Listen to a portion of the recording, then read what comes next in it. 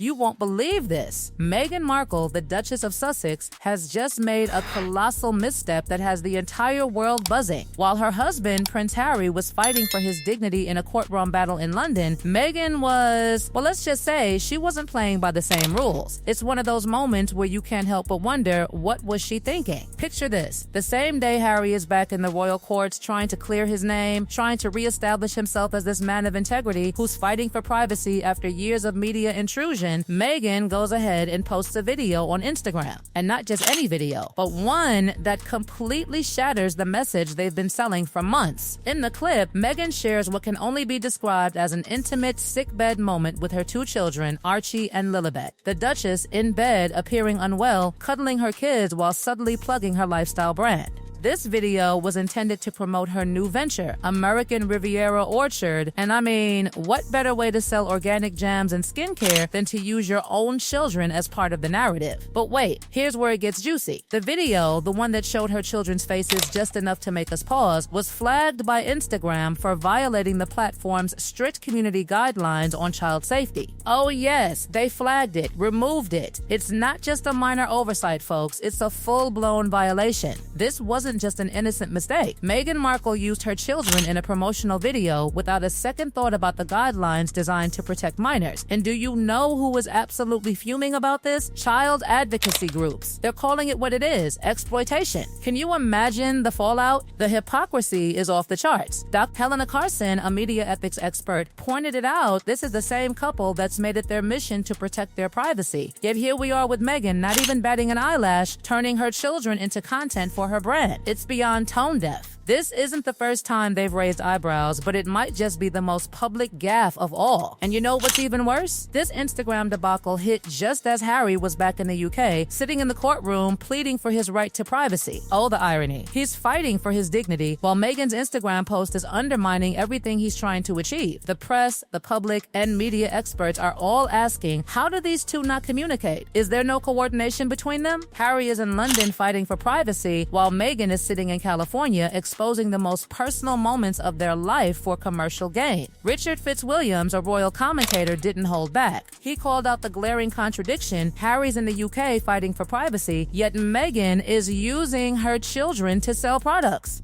Do you see the problem here? The couple wants us to believe they're all about privacy, but when it suits them, they don't hesitate to open their doors and let us in. All for the sake of a few more brand deals and followers. Now, let's talk about the PR nightmare this has caused. Meghan might have thought the video would be an innocent gesture, oh, look at me being a mom while I market my new business. But the reality? It backfired in the most public way possible. Instagram removed it, and that wasn't just a slap on the wrist, it was a warning. For a couple that's all about authenticity, wellness, and privacy, this move feels incredibly calculated. And honestly, it's not just about breaking a few rules, it's about the broader message it sends. The core of the Sussex brand is built on the premise of protecting their family's privacy, right? But this post shows exactly how far they're willing to go to sell that brand. And let's not forget, Harry is in London fighting for justice, while Meghan's post puts their whole operation under scrutiny. People are starting to ask, is this couple truly a symbol of modern royalty and family values? Or are they just savvy marketers playing the game for all it's worth? And we can't overlook the damage done to their image, because trust me, it's huge. The damage is now visible, publicly. The timing couldn't have been worse. Meghan's post may have been taken down, but the damage is done and everyone is talking about it. The platform flagging the video for violating child safety protocols is a big deal. It shifts the conversation from a simple misstep to something much more serious. And remember, this is a couple that has built their empire around the idea of wellness, privacy, and doing things differently from the rest. This isn't different or authentic, it's blatant exploitation. Now, what's even more intriguing is the question, who is advising them? I mean, someone dropped the ball, right? You would think someone would have stepped up and said, hey, maybe it's not the best time to post this video considering Harry's legal battles. But no, this post went up anyway. Was this a strategic move to control the news cycle, or was it just a careless blunder? Either way, it's left a stain on their public image that's going to take more than a few Instagram filters to fix. Former staffers who have worked with the Sussexes have hinted that this isn't just a one-time mistake. No, this is part of a pattern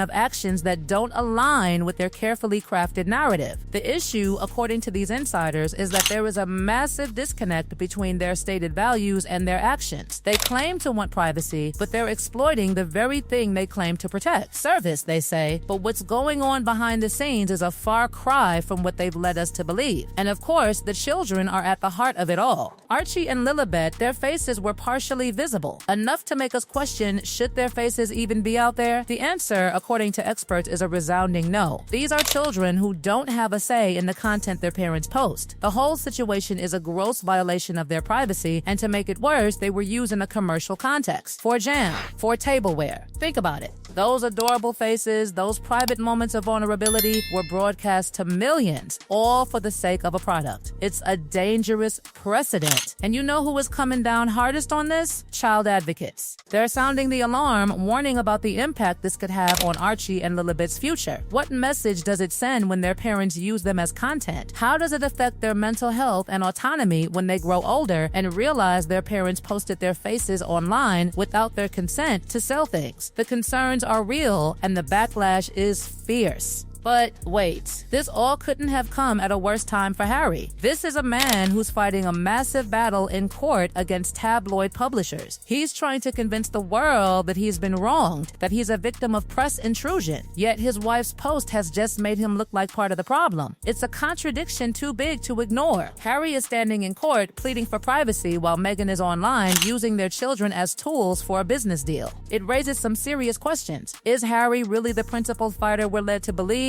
Or is he, too, part of the media circus? His reputation is on the line, and every time Meghan posts a new video, it's like she's undoing the work he's putting in at the courthouse. The picture is getting messier by the minute. The couple that once promised to protect their family from prying eyes is now a symbol of everything they claim to despise. Hold on, because the plot thickens even further. It's not just the Instagram fiasco that's causing major problems for the Sussexes. Now, things are about to get even more messy as the scandal in the courtroom takes an unexpected turn. Oh yes, Meghan's not the only one caught in the crossfire here. Prince Harry's ongoing lawsuit against the tabloids is now getting a whole new layer of drama, and this is where things really start to unravel. Remember Katie Nicholl? She's not just any royal journalist, she's been in the game for decades. She's the male on Sunday TV star known for being one of the most respected royal correspondents. Well, in a dramatic courtroom twist, Prince Harry's legal team has just accused her of being involved in criminal activities. Yes, they've literally branded her a criminal. Can you believe that? They're claiming that she obtained private details about Harry's travels through a private investigator. The media frenzy that's about to unfold is going to leave everyone questioning Harry's credibility. It's a massive contradiction to everything he's trying to achieve with his lawsuit. Katie Nicholl wasn't just some random journalist sneaking around in the shadows. She was invited to events, part of the royal inner circle during the early 2000s. They were socializing together. And now, years later, Harry wants to criminalize their interactions. It's beyond messy. It's downright hypocritical. But the real kicker? This revelation is not some small detail. It's the kind of thing that could bring down the entire case. Legally, it's catastrophic. If the defense can prove that Harry welcomed this journalist into his social world, how can he possibly argue that she was unlawfully prying into his private life? The defense's strategy is clear. Harry blurred the lines, and now he's trying to rewrite history to suit his current narrative. This is about consent and how much he truly gave knowingly to the press during those years. This development shatters Harry's narrative in a way that's hard to ignore. He has spent years presenting himself as the victim of press intrusion. He's fought hard to tell the world that his privacy has been invaded. But now, with this revelation, it looks like he actively invited these journalists into his life. He wasn't just a passive player in the media circus, he was part of the show. And here's the real question. How much of what Harry claims to be fighting against was something he himself contributed to? This is what the tabloids have been saying all along. The royal family plays the game of media manipulation, but when it doesn't suit them, they cry foul. And now Harry's own case has the potential to flip the entire narrative on its head. People are going to look at him differently now. This whole case was supposed to show the press as the bad guys. But what if Harry was actually part of the system all along? What if he wasn't just a victim, but someone who used the media to his advantage? The question of hypocrisy is huge, and it's impossible to ignore.